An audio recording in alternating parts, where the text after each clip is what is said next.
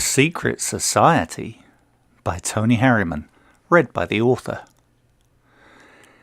Usually when you think of the term secret society, your mind conjures up images of Masonic rituals, Coven sacrifices, the Illuminati, the Ku Klux Klan, or other such mysterious or dangerous congregations.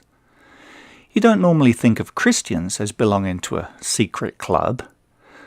Unfortunately, though, in some parts of the world it is still dangerous to publicly express religious interest. In the Middle East, China, or some parts of Asia, a Christian is not a welcomed member of society. In those societies, the Christian must wisely remain somewhat hidden. The following thought has agitated me recently, and I'd like to give it wings. I have wondered how the world might look if every member of the Christian community across denominational lines were given the gifts with which the original first-century disciples were endowed. You know, healing, resurrection, exorcism, preaching, teaching, etc. That might be a hard package to keep hidden, don't you think? And if you had such gifts, would you even want to keep them to yourself? Can you imagine ever again living a humdrum life? But hold on, you say. Are you thinking that if you could do that and anyone gets sick, you're just going to take the next train out to heal them? Well, maybe. But if every church member had the gift, don't you think that you could find someone a little closer at hand to take care of the job? Right now, Christians are not so easy to spot in a crowd. Granted, some members are stuck in a clothing style from another century, but they pretty much look like everyone else. 2 arms, legs, you get the idea. Someone in the cheap seats pipes up and says, "You can identify them by the things they don't do." Perhaps. But let me suggest this. If any single one of those Christians in the crowd had the gifts listed above, you'd be able to recognize that person not by the things he or she didn't do, but by the things they did do. Wouldn't you agree? So we're just going to get the gift, then go out and heal all the sick people. Is that what you're saying? Someone dies and we just show up to bring them back. Well, if I had the gift of healing, I'd probably find it difficult to park myself on the couch with beer and crackers, watching Jerry Springer, don't you think? Can you imagine ever again having trouble getting out of bed in the morning? But if we lived in a world with no sickness, no death, we wouldn't long for heaven. Really? Is that all you need to keep you here in this broken-down world? No need for a health system or undertakers? You'll turn a blind eye to all the vice and heartbreak going on behind closed doors. All you want is a bit of money in the bank, a job, a home, 3 meals a day and 2 weeks vacation a year, and you'll be settled for eternity. Well, good luck with that. You sound a bit like the person singing the song in My Fair Lady. All I want is a place somewhere, far away from the cold night air, a place that we can share. Oh, wouldn't it be lovely? It seems to me that if human beings truly were created in the image of God, lightning rods for His Spirit, then it won't matter what religious software is running between our ears. A willingness to be a channel for God appears to be the only handwriting left off the baptismal certificate, and is probably the only ink actually needed to explain the job description. I imagine it must take a lot of restraint on the part of God to resist the desire to burst out of a person and fix something awful. Tony, you sound far too simplistic for my liking. Well, I apologize for that. But like I said above, the missing ingredients of the gifts of the Spirit agitates me. Perhaps I've seen more than I care to of the pain and heartbreak of this world, not just in my own life, but in the life of everyone I know and beyond. Perhaps I'm fearful of the world awaiting my kids. Yes, I'm familiar with the text which indicates that perfect love casts out fear. But I don't yet have that perfect love. So here I am looking forward to a better world, while I take care where I put my feet in this one. This is going to sound heretical, and in another century I would have been hung for suggesting such a notion. But I imagine that people with the above-mentioned gifts of the Spirit would have little time, or perhaps need, for attending church. These people would be too busy walking beside their own local pool of Bethesda, searching for people to restore. You're right, it is a strange notion. Perhaps I'll just leave it out of the writing. Oh, secret societies. Get back on track, Tony. It does seem to me like Christianity shouldn't be something you have to ask a person about, as if you were asking what he or she prefers for breakfast or lunch. It seems to me that a person full of the Spirit would be easily identifiable to any other person filled with the same Spirit.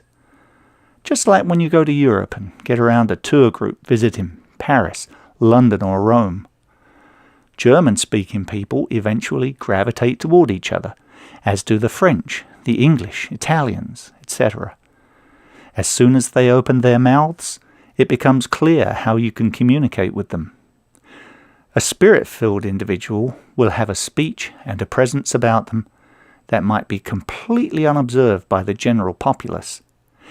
It's likely that Jesus would have been lost in a crowd until he stopped and started speaking. Though, interestingly enough, even the Roman guards, likely not full of the Spirit, who were well used to people trying to stir up the population, could tell that this man was not like the rest of the crowd. That observation is worth parking on for more than a moment. Secret societies seem to live on the fringes of society, just inside the law, but only just. Secret societies don't want just anyone in their services observing their rituals. Secret societies are tolerated only as long as they aren't out stringing up the Catholics or the Jews or the Africans. We have learned to be disgusted by these behaviors, at least most of us have. As long as we remember that these people were once here, we can somewhat assure that they don't return to power. My Christian walk has been an interesting one. I've met people in the congregation whose only purpose in life is not to heal, but to tell the rest of the world how right they are about what they believe, and how wrong everyone else is. This kind of person is of the sort that if you share the same belief as he or she does, then they believe it and understand it better than you do. This kind of person cares little for the feelings of others, especially those sharing the same church roof. I have met people who have spent hours every day studying the Scriptures and books about the Scriptures. But some of these people possess the nastiest of dispositions. All you want to do is keep away from them. There have also been some of the sweetest people I have ever met, who are usually not so familiar with book, verse, and side of the page this or that particular text resides. A knowledge of the Scriptures can be a very useful tool in your armory, but that knowledge is not the armory, any more than a shotgun is an arsenal. It appears that Jesus was less interested in how well his disciples understood the Scriptures than he was in their willingness to go out and willingly share that which they had been freely given. Doesn't that strike you as interesting? It does me. Once or twice in the Scriptures is a record of Jesus performing a miracle of healing and telling all the witnesses to be quiet about it. I'm afraid that request would be a tough one for me to obey. If one of my children should die and be restored to life, I think that would have to go on the praise list. And if I should be delivered from leprosy, you can put money on me being found in the congregation, any congregation, the following Sabbath.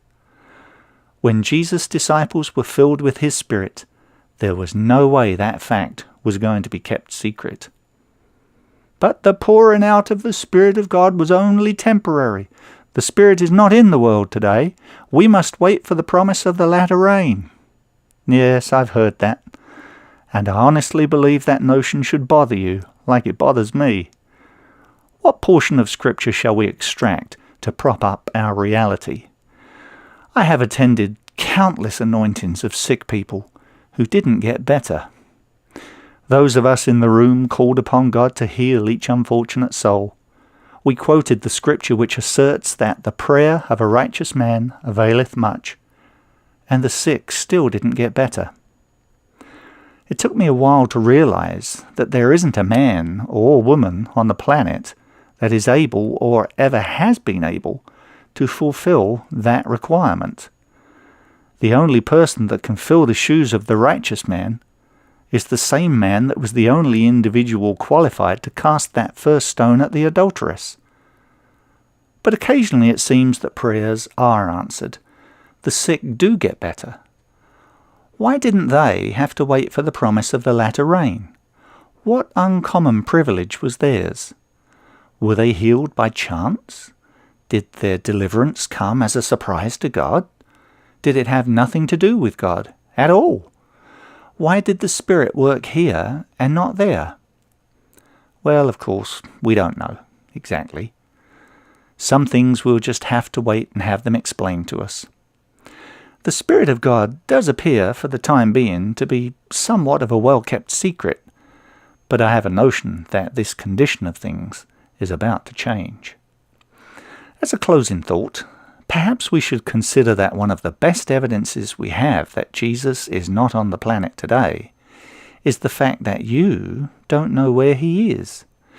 You might more easily keep secret the whereabouts of Jesus than you could keep hidden a blaze in a fireworks factory.